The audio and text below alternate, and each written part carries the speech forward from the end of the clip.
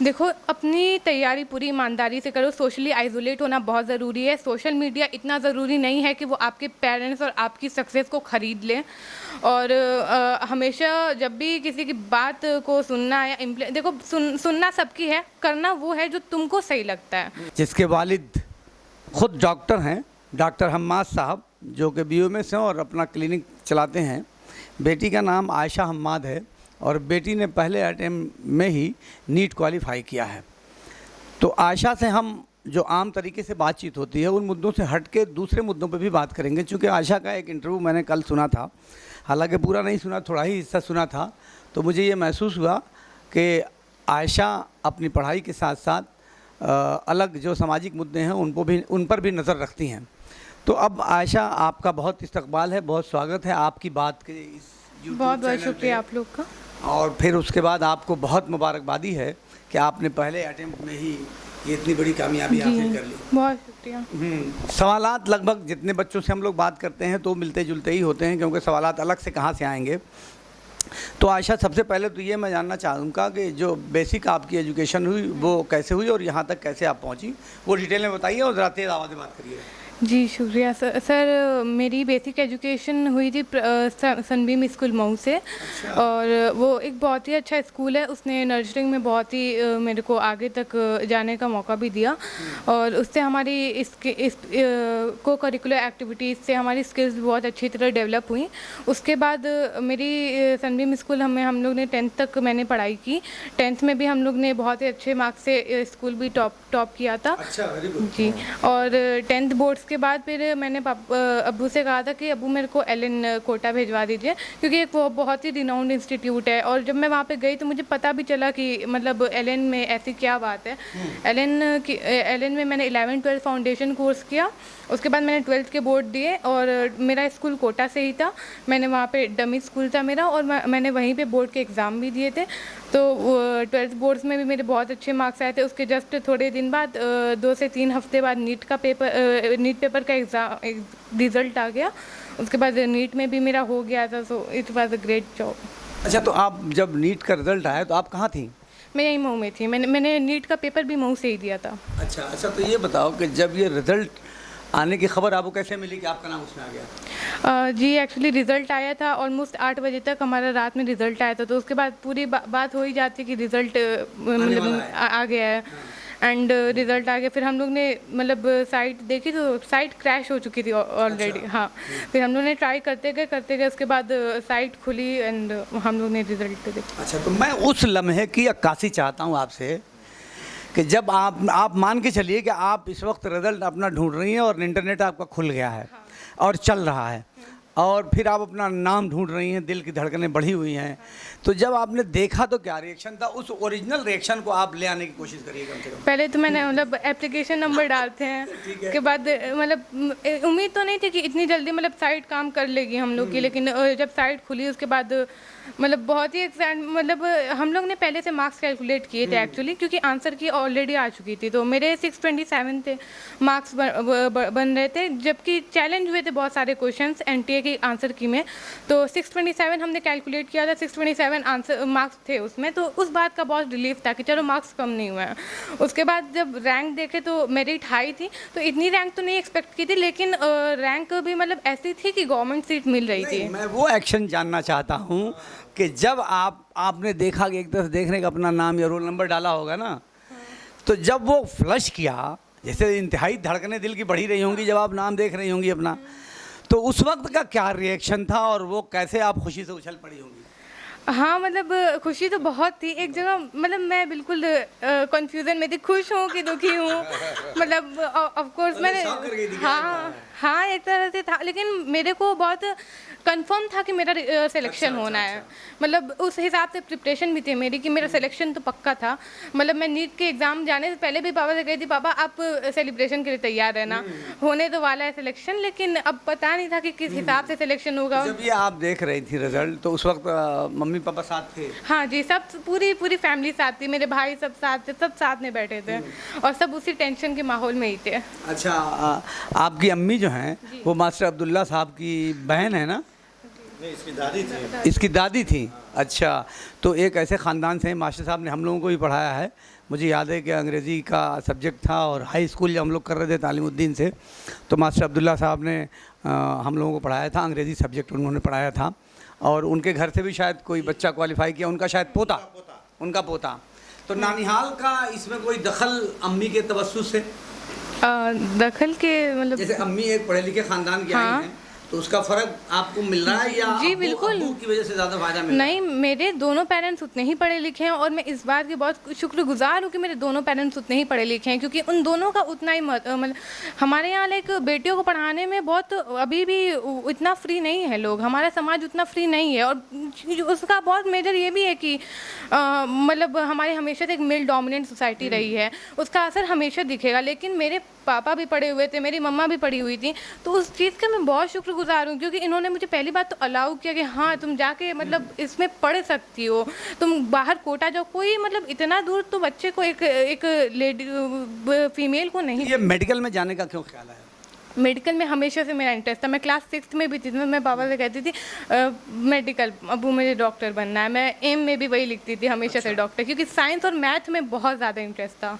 नहीं, तो अब जैसे मैं ये कह रहा हूँ कि जैसे इस बार बच्चों की तादाद दिन ब दिन हर साल कुछ ना कुछ बढ़ ही जा रहे हैं। जैसे इस बार 20 के आसपास तो मेरे ही नॉलेज में बच्चे हैं अपने माइनॉरिटी कम्युनिटी के। तो आने वाले दिनों में लगता नहीं कि मेडिकल की साइड में जाके लोगों को जॉब करना या फिर उसमें बहुत सक्सेस पाना, कहीं ऐसा ना हो कि दिक्कत हो, तो जो आने वाले दिनों में जो बच्चे करना चाहते हैं उन्हें साइड चेंज करना चाहिए। जैसे जुडिशरी में या और बहुत सारी साइड हैं जो नीट से कम मेहनत में कामयाब हो सकते हैं, तो क्या उनके लिए आपका सजेशन है? जी, ये बहुत इंपॉर्टेंट है कि जैसे हमारे मऊ में पहले मेडिकल का भी इतना क्रेज़ नहीं था, लेकिन जब क्रेज़ बढ़ा तो आप ये देखिए कि हमारे मऊ से ही कितने बच्चे, कितने डॉक्टर्स आए हैं। ऑलमोस्ट हर साल कितने सारे बच्चों का सिलेक्शन होता है। ये मतलब हमारे मऊ के जेम्स बाहर निकल के आ रहे हैं मेडिकल में। अभी सोचिए कि इतने सारे डॉक्टर सेलेक्ट हुए हैं। जब डॉक्टर्स यहाँ पे आके बैठेंगे तो मऊ का इंफ्रास्ट्रक्चर कैसा हो जाएगा, हमारा मतलब फ्यूचर मऊ का अगर इसी हिसाब से सिलेक्शंस होते रहे और अगर हर एक डिफरेंट फील्ड में भी लोग जाने का सोचें तो वो बहुत, क्योंकि सीट्स इतनी है तो सिलेक्शन ऑफ कोर्स बहुत इजी बात तो नहीं है। तो और इतने सारे बच्चे देते भी हैं पेपर, कितनों का नहीं होता है, कितने लोग नई लाइन ले लेते हैं।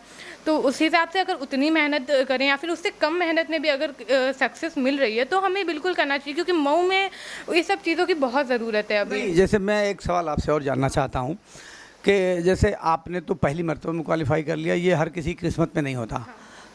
अभी मैं एक बच्ची का इंटरव्यू ले रहा था तो उसने छठी मरतबा में क्वालिफाई किया, तो मैं एक बहुत बड़ी उसकी और उसके पेरेंट्स की क्वालिटी को मानता हूँ कि 5 मरतबा नाकाम होने के बाद भी न बच्ची ने हिम्मत हारी और न उनके पेरेंट ने हिम्मत हारी। तो आपने पहली मरतबा कामयाबी हासिल की, तो इसमें आप दूसरे बच्चे भी चाहते हैं कि वो कैसे क्या करें कि वो भी पहली मरतबा दूसरी मरतबा में जल्दी कामयाबी हासिल करें। तो आपका जो पढ़ाई का जो रूटीन है या स्टडी करने का जो टाइम टेबल है वो क्या है? देखिए, पढ़ाई बहुत ईमानदारी से करनी पड़ेगी, बहुत ईमानदारी से। अगर आप किसी से सलाह भी ले रहे हैं तो बहुत ईमानदारी से लेनी पड़ेगी। मैं अपने अब्बू से भी बहुत सलाह लेती थी, मेरे भाई वहाँ पे खड़े हैं, वो भी मेरे को लास्ट टाइम पे बहुत मेंटोर किए थे। और जब भी सलाह लो ना किसी से तो बहुत ईमानदारी से लो, वरना फिर तुमको उनका प्रवचन सुनने की कोई ज़रूरत नहीं है। सही बात कह रही हूँ। और मतलब स्टडी रूटीन तो बताऊँ को कोटा में बहुत ही हेक्टिक रहता है। भले ही कोटा में बहुत पढ़ने वाले बच्चे नहीं रहते, क्योंकि वहाँ पे बहुत ट्रेन में भर के बच्चे जाते हैं, सिलेक्शन बहुत कुछ का होता है। तो कोटा में भी बहुत पढ़ने वाले बच्चे नहीं होते हैं। ऐसा नहीं कि आप जिस हॉस्टल में हो तो उसमें बहुत एकदम क्रेज़ रहेगा पढ़ाई का, ऐसा कुछ नहीं है। आपको आइसोलेट होके ही पढ़ाई करनी पड़ेगी, चाहे आप कोटा में रहो चाहे अपने घर पे रहो। टाइम टेबल मैं जानना चाहता हूँ। टाइम टेबल हम लोग का, जैसे कि हम लोग का कोचिंग जो था वो मॉर्निंग में था, तो हम लोग की 6:30 से क्लास रहती थी, तो 6 बजे तक उठना रहता था क्योंकि आगे की बेंचेस ऑक्यूपाई करनी थी। तो हम लोग 6 बजे उठते थे, हम लोग 6 बजे तक निकल जाते थे अपने। तो क्योंकि हम लोग को बहुत टाइम वेस्ट नहीं करना रहता था, तो हम लोग 5:55 तक उठते थे, 5 मिनट में तैयार होकर कोचिंग के लिए निकल जाते थे। तो कोचिंग से निकल के फिर 1:30 बजे तक आते थे और 2 बजे तक खाना ना खा करके आराम से आते थे। लेकिन मुझको ये था कि मैं रात में बहुत नहीं सो पाती थी, तो मैं यहाँ 2 से 4 बजे तक या 4:30 तक सोती थी। 4:30 पे उठ के आधा घंटा फ्रेश होकर के फिर 5 बजे से बैठती थी, तो 8 बजे तक हम लोग को खाने का टाइम रहता था। 5 से 8 एकदम नॉन स्टॉप पढ़ती थी। 8 से खाना खाने 8:30 तक, 8:30 तक के बाद फिर वहाँ से बैठती थी तो 1:30 या 2 बजे तक पढ़ती थी लगातार नॉन स्टॉप जी। 1:30 या 2 बजे तक, उसके बाद 5:55 पे उठते थे, वही 6 बजे 5 मिनट में तैयार होकर फिर कोचिंग वोचिंग, इतना ही रहता था। जैसे स्टडी के लिए टारगेट बनाता है आदमी, तो टारगेट 2 तरह से बनाता है। एक तो ये बनाता है कि मुझे 5 घंटा या 8 घंटा स्टडी करनी है। दूसरा ये बनाता है कि टाइम टेबल फिक्स करता है कि मुझे फ़लाँ टाइम से फ़लाँ टाइम तक और फ़लाँ टाइम से फ़लाँ टाइम तक पढ़ना है। तो इन दोनों में क्या बेटर आपको? जी, मेरे हिसाब से तो बेटर ये है कि आप टारगेट स्टडी करिए कि मुझे ये वाला पार्ट इतने टाइम में कवर करना है। और मतलब आप एक टॉपिक को बहुत ज़्यादा टाइम दे रहे हैं और एक टॉपिक को नज़रअंदाज कर रहे हैं जस्ट बिकॉज कि वो इम्पॉर्टेंट नहीं है, तो वो बेवकूफ़ी है मेरे हिसाब से। क्योंकि एनटीए हमेशा अपना पैटर्न चेंज करता है, जो टॉपिक इम्पॉर्टेंट हैं उनसे नहीं क्वेश्चन पूछ करके नॉन इम्पॉर्टेंट टॉपिक से क्वेश्चन पूछ देता है। तो हमें हर एक चीज़ कवर करनी रहती है। तो मेरे हिसाब से ज़्यादा ये अच्छा है कि हर एक टॉपिक को एक टाइम बांध करके उसके हिसाब से पढ़ो। आशा से हम बात कर रहे थे और आशा देख रहे हैं कि कितने कॉन्फिडेंस से सारी बातों का जवाब दे रही हैं। चूँकि आप लोगों के लिए अब रोल मॉडल हैं और बहुत ज़्यादा इसलिए हैं कि आपने पहली मर्तबा में ही मैदान मार दिया है। तो क्या कोई आप पैगाम देना चाहती हैं जो आपसे पीछे जो लाइन लगा के लोग खड़े हैं, जो लड़की या लड़कियाँ आपके पीछे जो लाइन लगा के खड़ी हैं और वो भी आशा बनना चाहती हैं कि मैं भी पहली बार में ही किला फतह कर लूँ, तो उनके लिए आपका क्या मैसेज है? देखो, अपनी तैयारी पूरी ईमानदारी से करो। सोशली आइसोलेट होना बहुत ज़रूरी है। सोशल मीडिया इतना ज़रूरी नहीं है कि वो आपके पेरेंट्स और आपकी सक्सेस को ख़रीद लें। और हमेशा जब भी किसी की बात को सुनना या देखो, सुनना सबकी है, करना वो है जो तुमको सही लगता है। तो हमेशा ज़रूरी नहीं कि तुम्हारी स्ट्रैटेजी ही सही हो। सुनो जो जिनके अच्छे मार्क्स आ रहे हैं उनकी बात सुनो। बहुत सारे हमारे यूट्यूब पे भी टीचर्स हैं, अवेलेबल हैं, हमारे मेंटोर्स अवेलेबल हैं, जो अगर आपके भाई या बहन मेडिकल लाइन में है उनसे सलाह लो। क्योंकि मेडिकल लाइन ईजी नहीं होती है, तुम्हें बहुत पढ़ना पड़ेगा। और इनफैक्ट नीट क्रैक करने के बाद उसके बाद ज़्यादा मेहनत रहती है। थोड़ा सा हट के खाने में क्या पसंद है? खाने में तो हम लोग टिपिकल मुस्लिम हाउस होल्ड का खाना ही, मुझे नॉनवेज ही पसंद है। अच्छा जी। और सोने में लगातार कितनी देर की नींद लेना ज़्यादा ठीक रहेगा? जी, आराम से सोइए 6 घंटा, लेकिन जब 6 से 7 घंटा सोइए। लेकिन जब पढ़ाई करिए तो ये सोच के पढ़ाई करिए कि मैं 6 से 7 घंटा की नींद ले चुका हूँ, उसके बाद पढ़ रहा हूँ। टारगेट कर लेते हैं कि मुझे इतनी देर पढ़ना है, नींद लग रही है, फिर भी बैठे हुए हैं पढ़ाई में, तो ये क्या करना चाहिए? जी, ये स्केड्यूल के हिसाब से। या भूख लग जाए, जैसे नमाज भी पढ़ने के लिए कहा गया कि अगर आपको भूख लगी तो पहले खाना खाइए फिर नमाज पढ़ने जाइए। ये क्यों कहा गया है? ये क्यों भूख के बाद नमाज। दिमाग कंसंट्रेशन। मैं बेसिकली क्या करती हूँ, जब आपका जैसे माउथ वर्किंग कंडीशन में रहता है तो उस हिसाब से आपको नींद नहीं आती, तो मैं खुद स्नैक्स लेके बैठती थी पढ़ने के लिए ताकि मुझे नींद ना आए।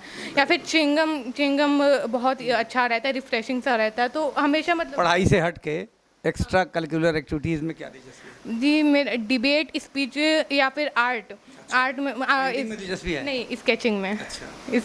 स्केचिंग बहुत अच्छी भी लगती थी। मैं वहाँ पे भी थी, स्केचिंग करती थी। क्योंकि सोशल मीडिया पे मेरा कोई वो नहीं था। तो वो जब भी मतलब इंसान जब पढ़ाई से थोड़ा सा हटना चाहता है तो इसको करिकुलर एक्टिविटीज़ में चाहे तो कहीं वॉक पे चला जाता है, कुछ खाना तो मेन रहता है कि चलो कुछ खाने चले जाते हैं, या फिर को करिकुलर में डिबेट कर लो, स्पीच कर लो।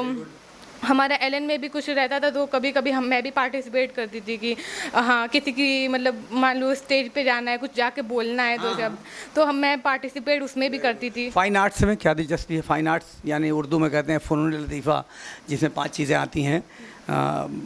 पेंटिंग आती है, तो आपको पेंटिंग का शौक़ है? गायकी आती है? हाँ। संग तराशी आती है, जो पत्थर को तराश के बनाते हैं, उनमें कोई चीज़ में? मेरी खाली स्केचिंग में ही आती है, क्योंकि गाना आना तो उतना नहीं। म्यूज़िक बहुत पसंद है मुझे। Like listening to music is one of my greatest hobby. तो मतलब मैं जब पढ़ाई में जब बोर हो जाती हूँ, लाइक मैं लगातार पढ़ती रहती हूँ, जैसे 2 घंटा। जैसे कुछ लोग ब्रेक ले लेके पढ़ते हैं कि 40 मिनट पढ़ेंगे, 20 मिनट का ब्रेक। मैं ऐसे लगातार पढ़ती थी, उसके बाद मैं 10-15 मिनट का ब्रेक लेती थी, तो मैं उसमें म्यूज़िक सुनती थी।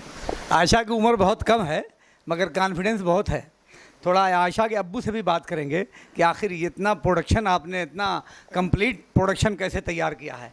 आप बताएं कि आपकी बेटी ने पहली मरतबा में ही इतना बड़े एग्ज़ाम को पास कर दिया, जी, क्वालीफाई कर दिया। जी। तो इसमें आप बेटी का दखल मानते हैं, अपना दखल मानते हैं, या कोशिश का दखल मानते हैं? हाँ, नहीं, जब से सिंस फर्स्ट क्लास, हम लोग उसी हिसाब से इसको ढाले। हाँ, और फिर सबसे पूछते हैं कि किसी, हाँ ये पूरी प्री प्लान है। अब सोचिए कि इतना प्री प्लान था कि जब सनबीम स्कूल को कंसीव किया गया था, अभी मऊ में था नहीं, तभी मैंने आशा का जो उसमें एनरोलमेंट करा दिया था। हाँ, इसका थर्ड एनरोलमेंट था और मेरे और बच्चों का सेकंड। तो वहाँ से अब इन लोगों की मूड को मैं देखता था कि किस तरह या किस ओर जाते हैं। तो जाहिर सी बात है, घर में अगर मेरा पेशा मेडिकल से है तो उस हिसाब से इन लोगों की दिलचस्पी बड़ी। आपको लग रहा था कि ये मेडिकल में ही ज़्यादा सूट करेगी? हाँ, कितने बच्चे हैं सब? 3 बच्चे हैं। एक बेटा? ये बेटी, इसके बाद 2 बेटा। अच्छा, 2 बेटा। वो जी। क्या करते हैं 2 बेटे? तो वो भी कोटा ही में है। अच्छा, 10th में है। तो वो क्या कर रहे हैं? वो भी प्लानिंग उनकी प्लानिंग यही जो आशा की है। अच्छा, तो ये प्लानिंग बच्चों के जीन्स में क्या कुछ आपको दिख जाता है बचपन में कि इनको कौन सी साइड पसंद है? हाँ बिल्कुल, जो है कि नहीं वो मोटिवेट होते हैं, पूछ लेते हैं किस तरह से जाना है, या देखते हैं मुझको छोटे से देखते आए हैं, तो इस तरीके से वो एक चीज़ उनके दिमाग में है और बस उसको हवा देना रहता है। तो आखिर आपको लगता नहीं कि आप भी डॉक्टर हैं, एक बेटी भी डॉक्टर होने जा रही है, तभी 2 बेटे जो है वो भी मेडिकल में जाएंगे? तो अभी जैसे जितने बच्चे मऊ में सेलेक्ट हुए, आप देखिए उनमें बहुत बड़ी तादाद है कि नीट क्वालिफाई किया है। तो आपको लगता नहीं कि आने वाले दिनों में ऐसा ना हो कि इसकी वैल्यू में कुछ गिरावट आ जाए? तो दूसरी साइड पे जाना। हाँ, अभी हाँ नहीं, बहुत सारे फील्ड हैं जिसमें। हाँ बिल्कुल ये होगा तो कंपटीशन बढ़ेगा, फिर उसके बाद वो दौर आएगा स्पेशलाइजेशन का, फिर उसके बाद सुपर स्पेशलाइजेशन का है। तो बहुत कम है, तो आप अभी तो 18 नहीं हुई।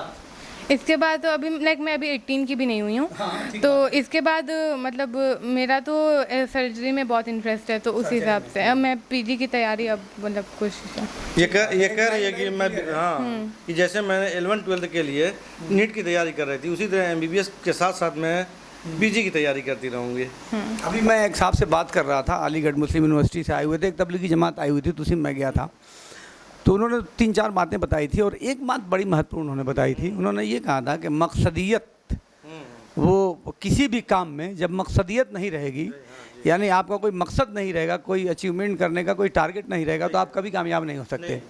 और मैं देख रहा हूँ कि आपने बचपन से ही बच्चों के लिए एक मकसद तय कर रखा है।